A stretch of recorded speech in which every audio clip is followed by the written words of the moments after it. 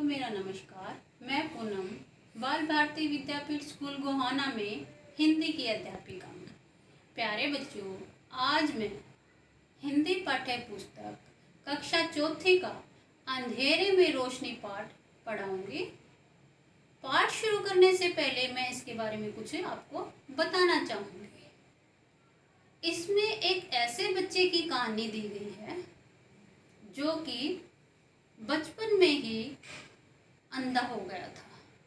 वो 3 साल का था जब वो अपने पिताजी के साथ दुकान पे गया हुआ था। वहाँ पर चमड़ा काटने वाला चिमटा होता है, वो उसकी आँख में लग जाता है और उसकी आँख में संक्रमण फैल जाता है। इस वजह से उसकी आँख की रोशनी चली जाती है।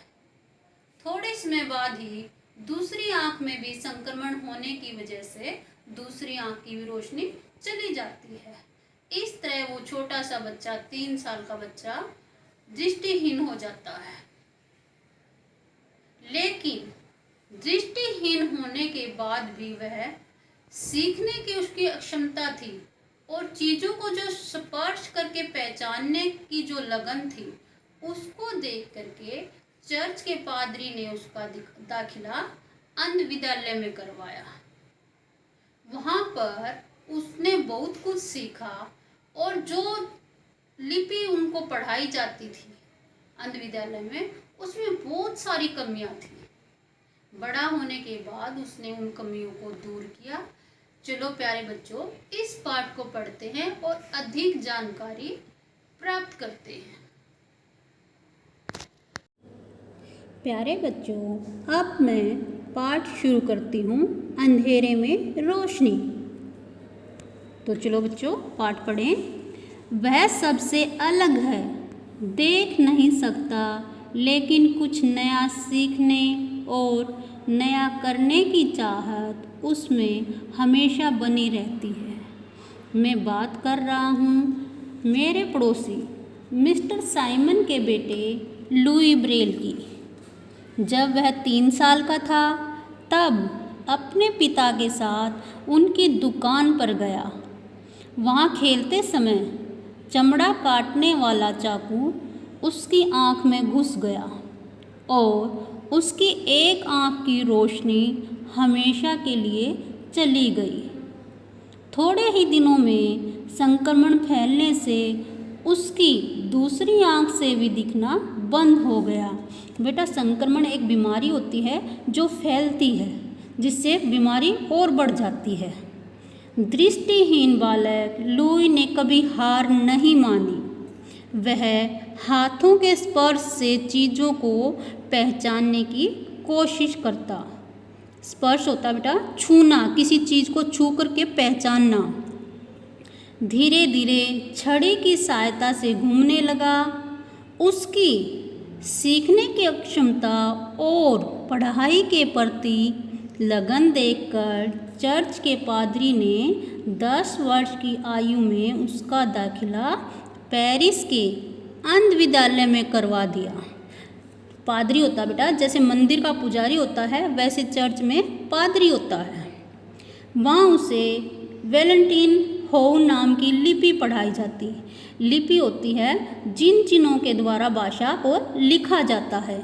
जैसे हमारी हिंदी की लिपि देवनागरी है, वैसे ही ब्रेल लिपि की लिपि ब्रेल है। वह पूर्ण नहीं थी। सन 1821 में स्कूल में एक पूर्व, आगे देखिए बेटा, सैनिक चार्ल्स बेबियर का भाषण हुआ। उन्होंने बताया कि सैनिक डॉट तकनीक से अंधेरे में भी अपना संदेश अपने साथी तक भेज देते हैं। इसके लिए वे कागज पर अक्षरों को उभार कर बनाते। मैं देखो बेटा, ये ऐसे था कि जैसे टच करते हैं ना, वो उसको छू सकते हैं और छू के ही वो उसको पढ़ सकते हैं। इस तरह की लिपि उनकी बनाई गई थी। ब्रेल लिपि इस तरह की लिपि होती है कि उसको उभार के अक्षरों को बनाया जाता है, डॉट डॉट बनाई जाती है। जब वो टच करते हैं तो उनके हाथ को लगते हैं और उसी के द्वारा वो अपनी पढ़ाई करते हैं। लुई ब्रेल पर इस भाषण का गहरा प्रभाव पड़ा और उसके मन में दृष्टिहीनों के लिए लिपि बनाने का विचार आया। उसकी तरह ही ऐसे बच्चे थे जिनको दिखाई नहीं देता, उनको दृष्टिहीन बोलते हैं, मतलब जिनकी आँख की रोशनी चली जाती है। आगे देखिए बेटा, सैनिक ने जिस लिपि का उल्लेख किया उसमें बहुत सी कमियां थीं।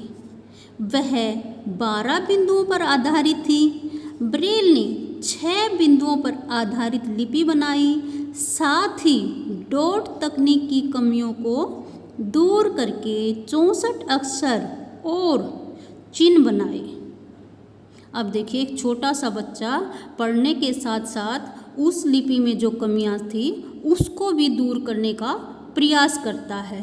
वो उसके सीखने की लगन है जो उसको ऐसा करने के लिए कह रही है और वो इसको कार्य को आगे बढ़ाता हुआ करता है। उसने विराम चिन्ह और संगीत के नोटेशन लिखने के लिए भी जरूरी चिन्ह बनाए।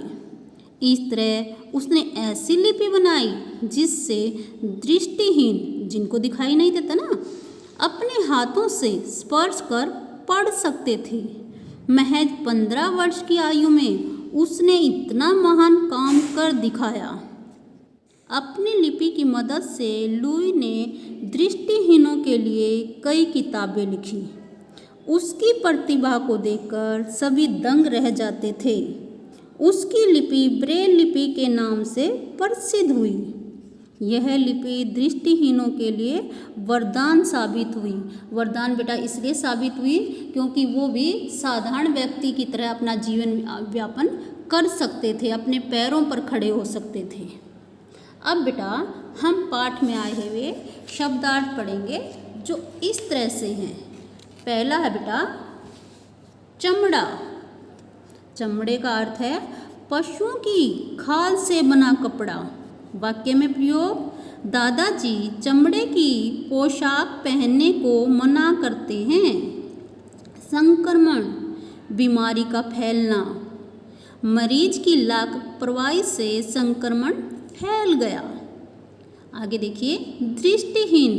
दृष्टिहीन होता बेटा जिससे दिखाई न देता हो। महाकवि सूरदास दृष्टिहीन थे। अब आगे देखिए बेटा, स्पर्श। स्पर्श का अर्थ होता है छूना। बच्चा माँ का स्पर्श जानता है। सहायता, मदद, जरूरतमंदों की सहायता करनी चाहिए। आगे देखिए, क्षमता, योग्यता। मुझ में पहाड़ की चोटी तक पहुँचने की क्षमता न रही। आगे देखिए, लगन। लगन का अर्थ है मन लगाकर काम करना। मेरी बहन खूब लगन से पढ़ती है। दाखिला। दाखिले का अर्थ है नाम लिखवाना। सीमा का दाखला स्कूल में करवाया है। लिपि। लिपि होती बेटा लिखने का ढंग। हिंदी की लिपि देवनागरी है, जैसे ब्रेल लिपि की ब्रेल लिपि है। तकनीक। तकनीकी का अर्थ है तरीका, विशेष कला। मेरे दादाजी आधुनिक तकनीक के फ़ोन का इस्तेमाल करते हैं। संदेश। संदेश का अर्थ है समाचार या खबर। सैनिक ने अपने घर कुशलता का संदेश भेजा। उल्लेख, किसी बात का जिक्र करना। पौराणिक कथाओं में हनुमान जी की शक्ति का उल्लेख किया गया है। प्रतिभा। प्रतिभा का अर्थ है योग्यता। स्वामी विवेकानंद अद्भुत प्रतिभा के धनी थे। प्रसिद्ध, इसका अर्थ है जिन्हें ज़्यादा लोग जानते हों। स्वामी विवेकानंद पूरे विश्व में प्रसिद्ध हैं। वरदान। वरदान का अर्थ बेटा खुश होकर मनचाही चीज़ देने की कृपा। डेयरी उद्योग शहरी लोगों के लिए वरदान है। डॉट तकनीक, बिंदुओं से लिखने का तरीका। ब्रेल लिपि डॉट तकनीक से बनी है।